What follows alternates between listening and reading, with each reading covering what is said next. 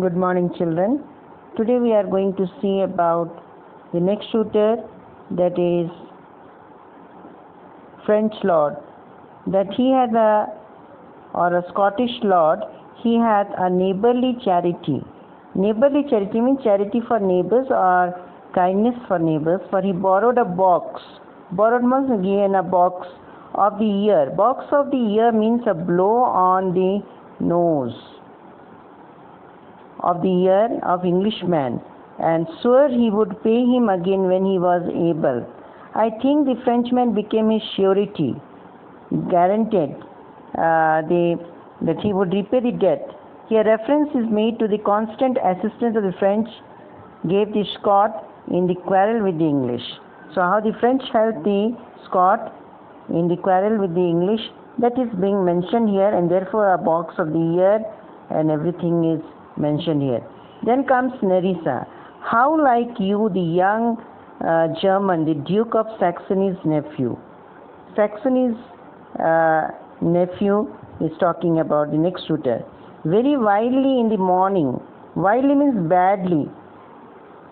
And he is talking about the Englishman and the Frenchman. He signed his name underneath the Scottish man's signature on the bond as a partner for a friend. So placed himself that Scottish lad would repay the Englishman the box on the ear. Means repayment will be done for what he has shown towards him. Then comes this German, the Duke of Saxony's nephew. And Portia is telling that when that man is drunk, he is bad in the afternoon. When he is drunk, when he is best, he is a little worse than a man. And when he is worst, he is little better than a beast. So he is talking about the state of this Duke of Saxony's nephew here. That what happens when he is under the effect of the wine or liquor. Then at the end she is telling, and the worst fall that ever fell, I hope I shall make shift to go without him. So she decides, or she makes up her mind to manage to go without this person. The worst thing that would ever happen should happen.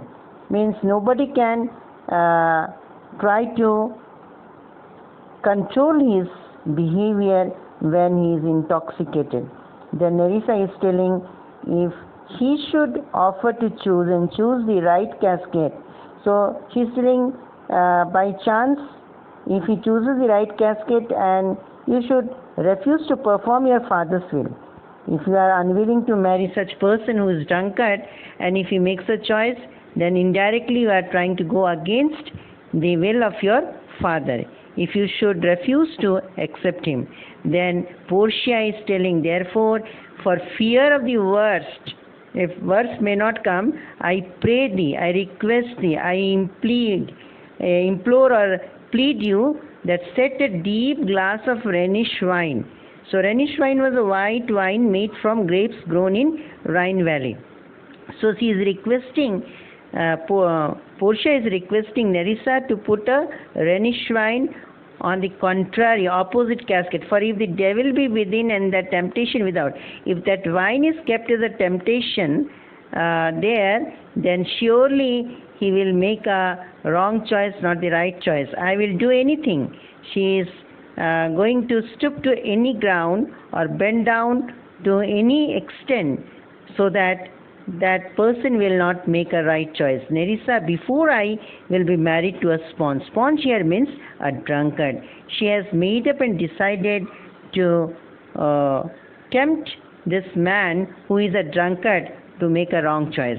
Then she is assuring Nerissa to her mistress, you need not fear. You are not supposed to be afraid or panic, lady. The having of any of these lords, they have acquainted me with means here, informed me of their determination, their decision, that they have decided to return to their home. They have made up their mind to go back and to trouble you with no more should. They will not come to request to marry. That is the purpose of the shooters, which she is trying to inform her mistress. And unless you may be won by somebody who is worthy. And what happens, we will see in the next audio. So when Nerissa assures her mistress that they would return back without imposing their request on her of getting married, then she is reminding her mistress about father's imposition. Here means the condition imposed by Portia's father, depending on the casket. There were 3 caskets, lead, gold and silver. Then Portia is telling, if I live to be as old as Sibyl. Who is this Sibyl? The Sibyl is a prophetess in Roman mythology. Apollo granted her as many years of life as there were sand grains she held in her hand. Here she is used as a traditional old woman. She would be as old as, if she grows as old as Sibyl, this Roman, this prophetess, she would die as chaste as Dinah. 2 persons are being referred, Sibyl and Dinah. Dinah is the goddess of virginity in Roman mythology. She was also the goddess of hunting and of the moon. So she would be remaining as chaste as Dinah and as old as Sibyl. I be obtained by the manner of my father's will. I am glad this parcel of wooers, crowd of shooters which have already left, are so reasonable, justifiable, for there is not one among them but I dot on his. Dot on means long for his very absence. So she longs for the absence of the real shooter, which is not mentioned here, but we can see later on that it is Bassanio, for which or for whom she is having a deep desire, and she loves him very much. And I pray God grant them a fair departure. And at the same time, she is praying that the shooters, those who have come earlier, they should leave in a very peaceful manner without any trouble. Then Nerissa is telling her, do you not remember, lady, in your father's time, a Venetian, a scholar and a soldier that came hither in company of Marquis of Montferrat. Marquis of Montferrat, scholar and a soldier. Here ironic, since Bassanio is neither of them. So Nerissa says what Portia wants to hear. Marquis of Montferrat, the title of an Italian nobleman, has been given Marquis of Montferrat, who would have been known by name in England at this time. Then she is telling, yes, it was Bassanio, as I think so was he called.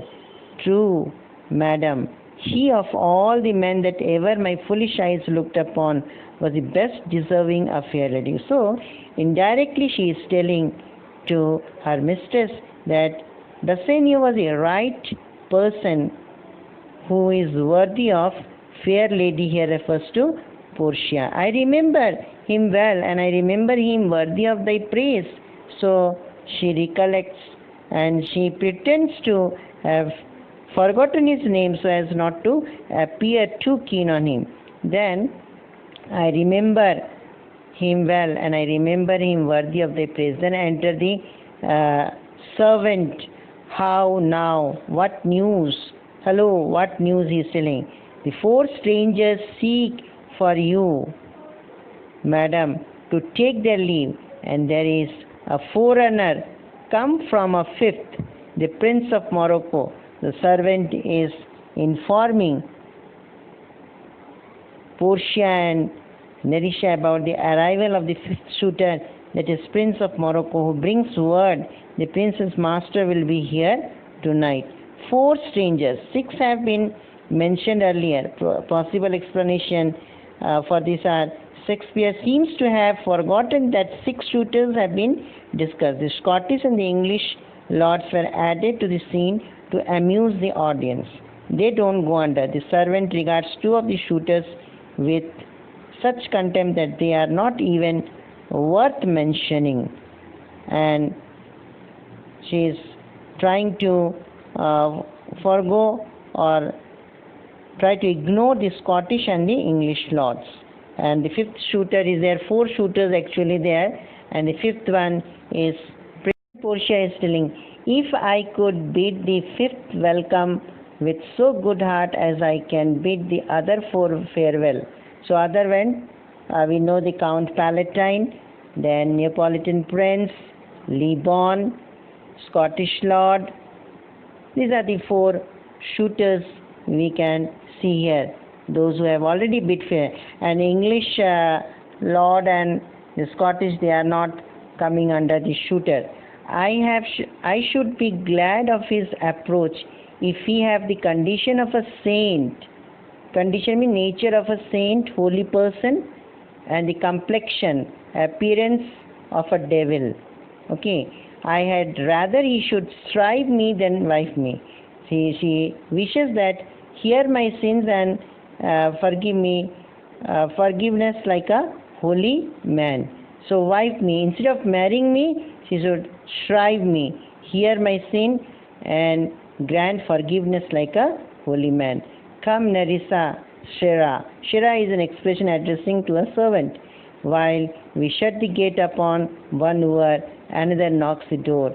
And this is the exit of the four shooters and the arrival of the next shooter we will see in Act 2, that is Scene 1.